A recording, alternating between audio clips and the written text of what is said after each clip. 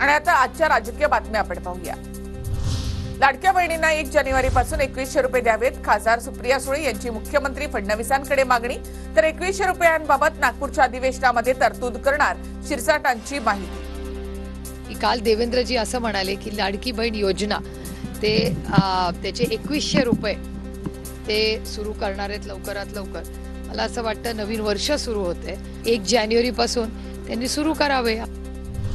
निकषामध्ये असलेल्या लाडक्या बहिणींना योजनेचा लाभ मिळणार, 2100 रुपये देणार, वचननाम्यामध्ये दिलेली आश्वासनं पूर्ण करणार।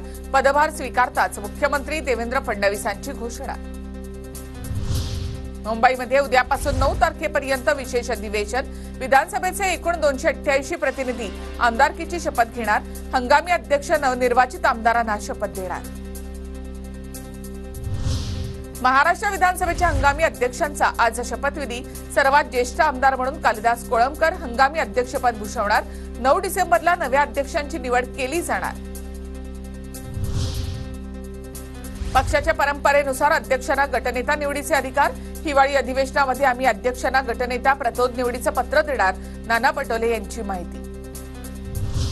शरद पवार गटाच्या संसदीय समितीची 10 डिसेंबरला बैठक। पक्षाचे देशभरातील वरिष्ठ नेते बैठकीला हजर राहणार। पक्षांतर्गत बदल, आगामी निवडणुका यावर बैठकीमध्ये चर्चा होणार।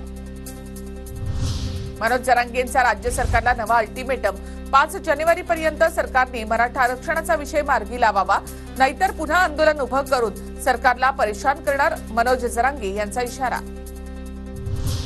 राज्यामध्ये ईव्हीएम विरोधामध्ये आरोपसत्र कायम। 755 केंद्रांवर मतपडताळणीची मागणी। 104 अर्ज आल्याची निवडणूक आयोगाची माहिती। पुणे जिल्ह्यामध्ये सर्वाधिक अर्ज।